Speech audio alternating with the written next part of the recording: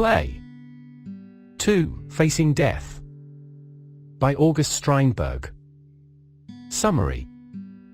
Facing Death by Johann August Strindberg is a poignant play that delves into the complexities of human relationships, sacrifices, and the harsh realities of life. The main plot revolves around Monsieur Durand, a financially ruined widower with 3 daughters, Adèle, Annette, and Therese, and his desperate attempt to secure their futures even at the cost of his own life. Monsieur Durand's character is a central pillar of the narrative, portraying a father's unwavering love for his children. Despite his dire financial situation, Durand strives to provide for his daughters. His attempts to rent out his house as a lodge for income are met with scorn, reflecting the indifference and cruelty of society towards the less fortunate. The strained relationship between Durand and his daughters encapsulates the family's turmoil. The daughters, especially Adèle and Annette, are portrayed as carefree and frivolous, seemingly unconcerned about their father's struggles. Their actions emphasize the disconnect between generations and the challenges of understanding each other's burdens. Strindberg effectively uses Monsieur Durand's character to highlight the harsh social and economic conditions of the time. The play touches on themes of poverty, debts, and the desperate attempts to make ends meet. The strained interactions between Durand and his daughters highlight the toll such circumstances can take on familial bonds. As the story progresses, Durand's selflessness and love for his daughters come to the forefront. He concocts a plan to ensure their financial security by orchestrating his own death. This heart-wrenching decision underscores the sacrifices parents are willing to make for their children's well-being, even in the face of societal neglect and personal despair. The play's exploration of naturalism, a literary movement that seeks to depict life as it is without idealization, is evident through its portrayal of the struggles and suffering of the characters. Strindberg captures the essence of European dramatic naturalism by bringing forth the harsh realities faced by ordinary people, and the sacrifices they make to navigate a callous society. Facing Death is a poignant exploration of human struggles, sacrifices, and the enduring love of a father for his children. Through the character of Monsieur Durand and his interactions with his daughters, the play illuminates the harsh social, economic, and familial dynamics of the time. Strindberg masterfully depicts the intricacies of relationships, the strains of poverty, and the lengths to which a parent will go for the sake of their children's future. The play's themes of naturalism make it a compelling reflection of life's complexities, and a mirror to societal indifference that resonates even today. Understanding the text. Answer the following questions. A. Where does the play take place? The play unfolds within the dining room of Monsieur Durand's residence, a boarding house. This setting serves as the backdrop for the story's events. Monsieur Durand, a widowed ex-railroad worker, resides here alongside his 3 daughters. The dining room becomes a microcosm of their lives, witnessing their interactions, conflicts, and shared moments. This intimate locale holds significance as it symbolizes the family's dynamic and the central stage for their relationships to evolve. As the characters navigate their joys and challenges within this confined space, the dining room becomes a reflection of their emotions and the unfolding narrative, encapsulating the essence of the play's themes. B. Why do the grocery, the baker, and the butcher send their bills to the Durand household? The grocery, bakery, and butcher direct their bills to the Durand household due to prolonged unpaid dues. This accumulation of unpaid bills has hindered the Durand household's ability to settle their debts, prompting these suppliers to take action. In response to the outstanding payments, these vendors withhold further deliveries until the bills are settled. This cycle of unpaid bills disrupts the household's access to essential goods and highlights the financial strain faced by the Durand family. The bills serve as a representation of the family's financial struggles, emphasizing the impact of their predicament on their daily life and relationships. C. Why does Monsieur Durand spend money on candles when he doesn't have money to buy even bread? Monsieur Durand allocates money for candles despite his financial constraints because he intends to honor the memory of his deceased son, René, on his death anniversary. The loss of his infant son has left a profound emotional impact, and lighting candles serves as a gesture of remembrance and affection. However, beneath this sentiment lies a more complex motive. Durand contemplates using a fire incident to claim insurance money, which could potentially alleviate his daughter's financial burdens. This dual motive showcases the depth of Durand's emotions, both grief and desperation. The candles, symbolizing both commemoration and a concealed plan, reveal the intricate layers of his character and the intricate web of his motivations. D. Why did Monsieur Durand sell his life insurance? Monsieur Durand made the difficult decision to sell his life insurance policy in order to settle a debtor's loan that had plunged him into dire circumstances. Struggling with financial misery, Durand faced mounting pressure from the angry debtor due to his inability to meet the repayment obligations. Faced with the urgency of the situation, he opted to liquidate his life insurance, sacrificing a future safeguard to alleviate the immediate burden of debt. This act highlights the extent of his desperation and the gravity of his financial troubles. Durand's choice underscores the lengths people might go to in times of crisis, revealing the complex interplay between financial strain, moral dilemma, and the quest for survival.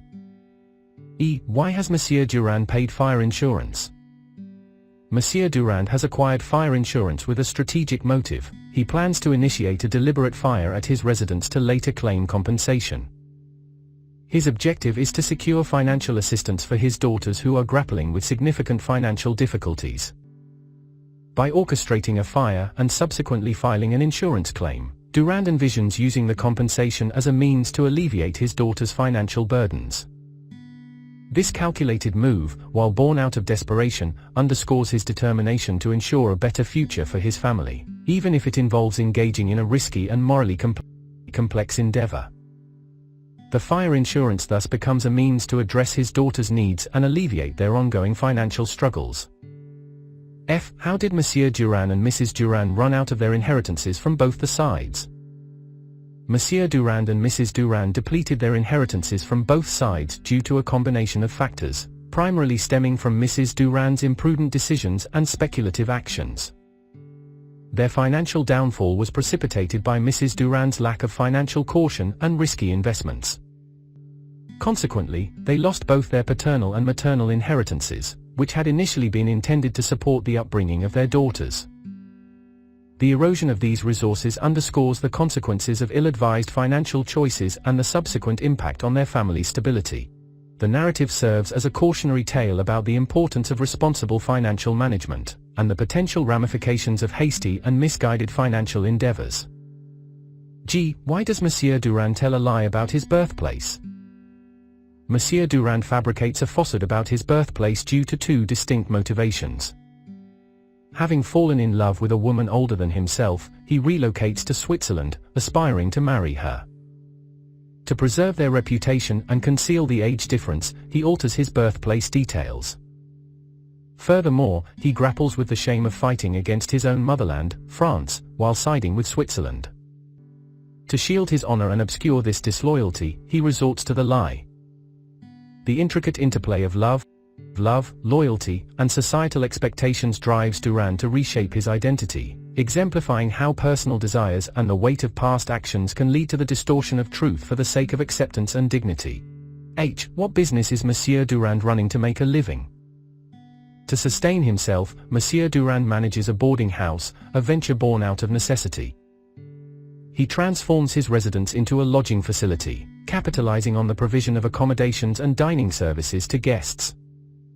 This conversion enables him to generate income by offering a homestay-like experience. By operating this boarding house, Durand maximizes the utility of his property, catering to travelers and visitors seeking a place to stay. The enterprise underscores his adaptability and resourcefulness in navigating financial challenges, as he leveraged the assets at his disposal to create a sustainable source of revenue. Through this business, Durand's character emerges as a testament to the ways individuals creatively adapt to their circumstances to ensure their livelihoods. I. What plan does Monsieur Durand have to help his daughters with money? Monsieur Durand devises a drastic scheme to aid his daughters financially. He contemplates both suicide and deliberately setting his home ablaze, aiming to exploit the fire insurance policy for compensation. This desperate plan originates from his deep love for his daughters, and the urgency to secure their future in the face of overwhelming financial strain. By sacrificing his own life and manipulating the insurance system, Durand envisions a way to provide them with the financial support they desperately require. This complex and heart-wrenching strategy speaks to his profound dedication as a father, even if it entails making morally complicated choices to alleviate his daughter's burdens in a world marked by adversity. J. How does Monsieur Durand die? In the culmination of his desperate plan, Monsieur Durand meets his tragic end through suicide. Consumed by the fervent desire to secure a future for his daughters, he ingests poison, ultimately succumbing to its effects.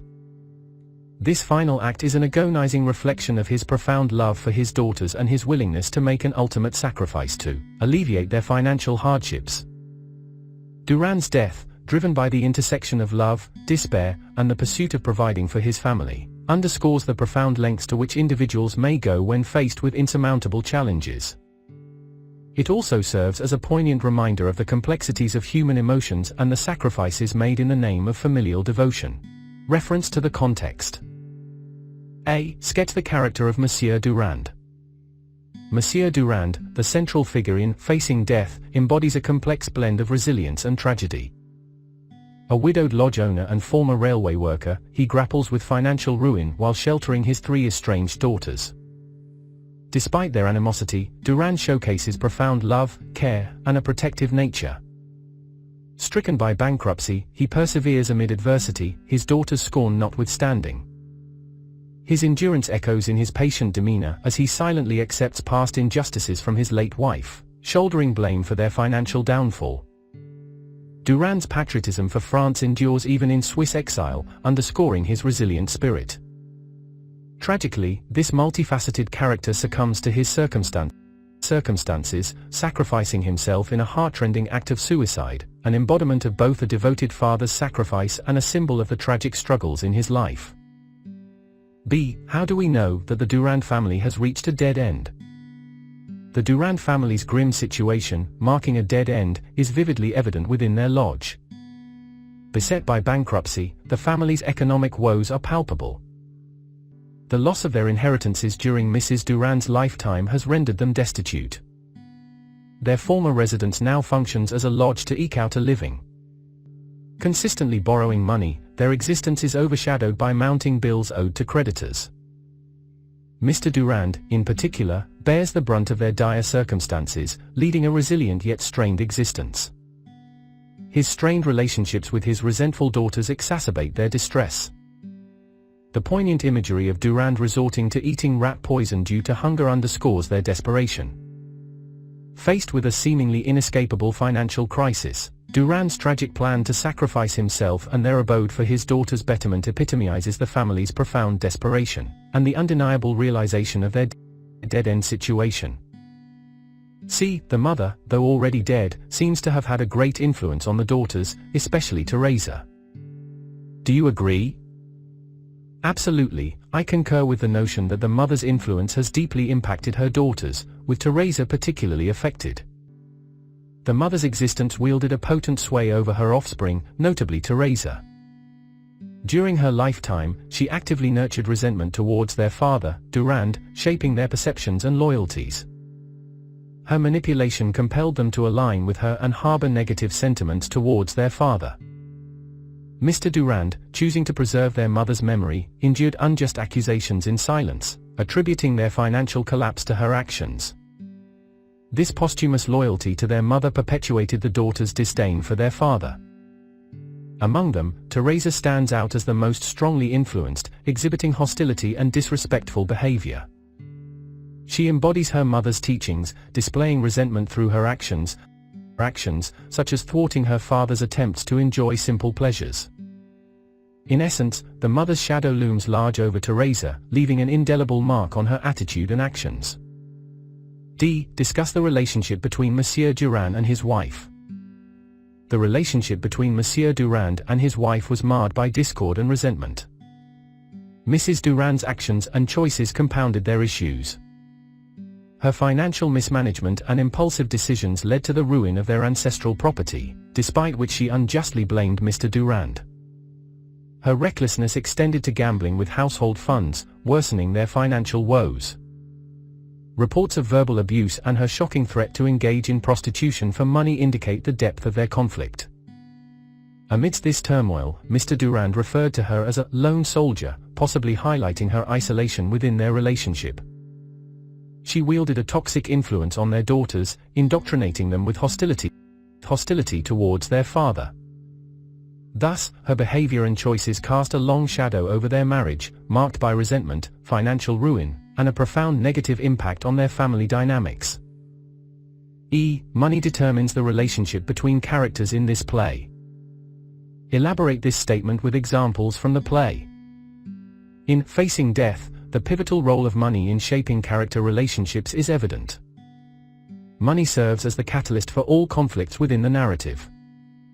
The Durand family's economic struggles permeate their lives, leaving them destitute and deprived of essentials.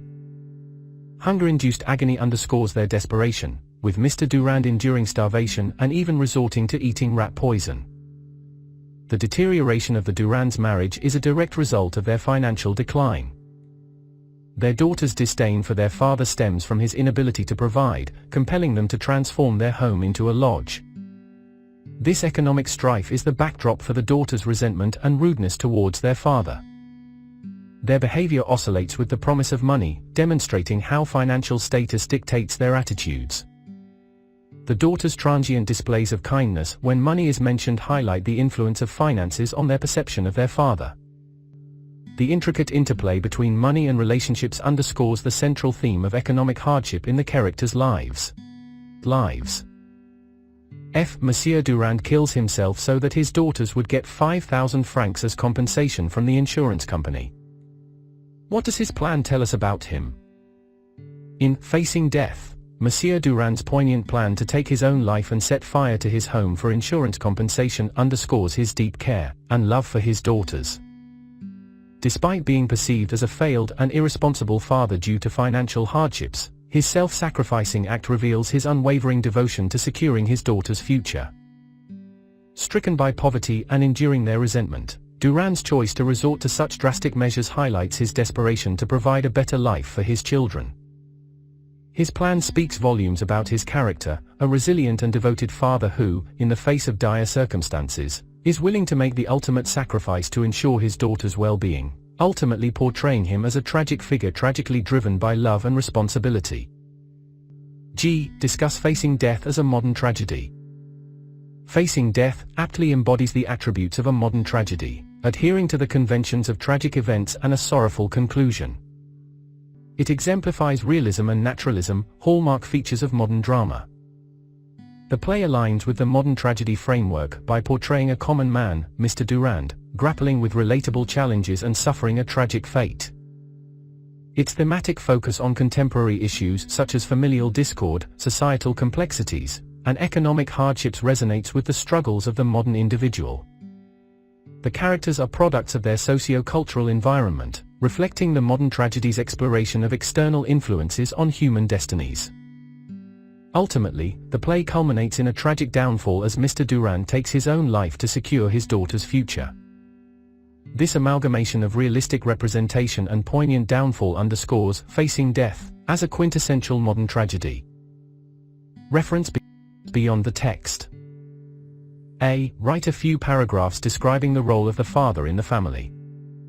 In Nepal, a country steeped in patriarchal norms, fathers occupy pivotal roles within families, often assuming the mantle of authority and leadership. In the traditional Nepali family structure, the father holds a preeminent position, making decisions that impact the entire household. As the family's linchpin, a Nepali father shoulders the responsibility of caring for his loved ones. Primarily seen as the provider, he takes on the role of breadwinner, ensuring his family's financial stability and safeguarding their well-being. This financial provision extends beyond the immediate family, encompassing extended relatives as well, further reinforcing his influence. The role of a father in Nepal transcends economic contributions. He serves as an ethical compass, imparting moral values and guiding principles to his family members. Fathers in Nepali households are often seen as the guardians of righteousness, imparting wisdom and shaping the character of their children through their own conduct. A father's influence extends to the emotional realm, significantly impacting his children's emotional well-being. He fosters a sense of security within the family unit, providing both physical and emotional shelter. This stable foundation allows children to navigate the world with greater confidence and resilience. Education is another domain in which fathers wield their influence. While mothers typically nurture educational pursuits, fathers play a supportive role by instilling discipline, motivating academic achievement, and offering counsel. This collaborative approach ensures a balanced educational upbringing. Moreover, fathers are custodians of cultural heritage. They pass down traditions, rituals, and ancestral wisdom to the next generation, fostering a sense of continuity and identity within the family. By doing so, fathers maintain the cultural fabric that binds the family together. Ultimately, a Nepali father's role extends beyond mere authority. He shapes the family's dynamics, fosters emotional well-being, and nurtures cultural connections. In the tapestry of a Nepali family, the father's thread weaves a foundation of strength, guidance, and continuity. In his famous essay, The Experimental Novel, Émile Zola says, "This is what constitutes the experimental novel, to possess a knowledge of the mechanism of the phenomena inherent in man, to show the machinery of his intellectual and sensory manifestations, under the influences of heredity and environment, such as physiology shall give them to us, and then finally to exhibit man living in social conditions produced by himself, which he modifies daily, and in the heart of which he himself experiences a continual transformation." 21. To what extent do you agree with Zola's idea that human beings' intellectual as well as emotional capacities are determined by their environment and heredity? Discuss with examples including facing death. Émile Zola's assertion in his essay, The Experimental Novel, about the influence of environment and heredity on human intellectual and emotional capacities holds significant weight. Zola argues that an experimental novel should delve into the intricate workings of human phenomena, showcasing the interplay of biology, environment, and societal conditions. While this perspective highlights the powerful impact of nature and nurture, the extent to which these factors determine human behavior remains a subject of ongoing debate. In the play, Facing Death, the characters' actions and attitudes reflect Zola's notion of environmental and hereditary influences. Monsieur Durand's financial struggles and his daughter's strained relationships with him can be traced back to their socio-economic environment. Durand's economic downfall, driven by factors beyond his control, shapes his daughter's perception of him as a failed provider, in line with Zola's concept of social conditions. Furthermore, Zola's emphasis on heredity finds resonance in the daughter's animosity towards their father. The legacy of their mother's resentment towards Durand has been inherited and ingrained in their psyche. This hereditary element influences their emotions and behavior, exemplifying the interplay of genetics and familial dynamics. However, while Zola's ideas offer valuable insights, they might oversimplify the complexity of human behavior. While environment and heredity undoubtedly play significant roles, human agency and personal choices can also shape outcomes. In Facing Death, although the daughters have inherited their mother's resentment, their individual responses to their circumstances vary. This variability suggests that while influences exist, humans possess the capacity to deviate from these influences through conscious decisions. Zola's perspective in The Experimental Novel underscores the intricate interplay between environment, heredity, and human behavior, as illustrated by the characters in Facing Death. While these factors undoubtedly exert influence, the nuanced nature of human agency should not be overlooked. The characters' diverse responses to their circumstances highlight the intricate web of factors that contribute to their actions and emotions, underscoring the complexity of human behavior. Best of luck.